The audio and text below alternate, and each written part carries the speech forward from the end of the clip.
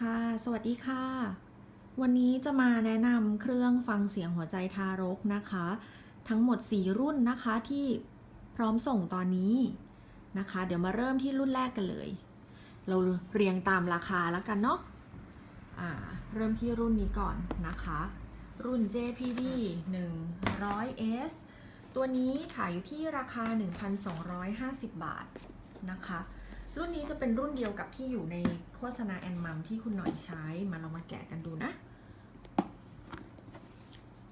ตรงนี้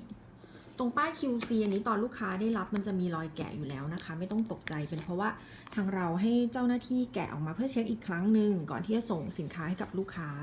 นะคะเพื่อสร้างความมั่นใจว่าลูกค้าได้รับแล้วจะได้รับสินค้าที่พร้อมใช้ได้ทันทีไม่มีปัญหานะคะอันนี้เป็นคู่มือนะคะแล้วก็อันนี้ CD 2 แผ่นสีม่วงเป็นเพลงบรรเลงต้องใส่กับเครื่องเล่นที่บ้าน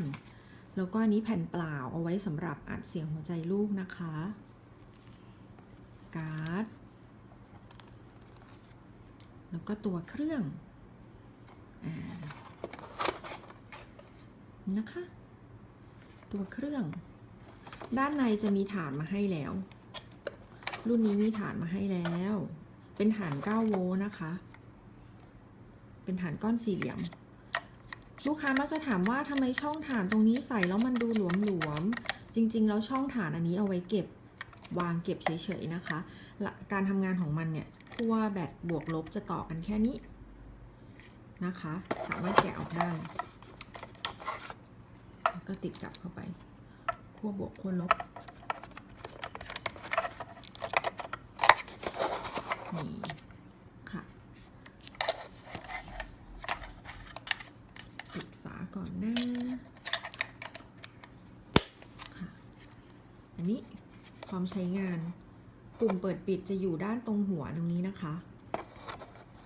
เลื่อนเอาเป็นเปิดปิดแล้วก็โวลูมในตัวเลยแล้วก็รูเสียบหูฟังจะเป็น2ด้านนี้เสียบรูไหนก็ได้นะคะเหมือนกันสามารถเสียบพร้อมกันได้ทั้ง2รูเลยเพื่อฟังพร้อมกัน2คนในกรณีที่คุณพ่อคุณแม่อยากจะฟังพร้อมกันอันนี้หูฟัง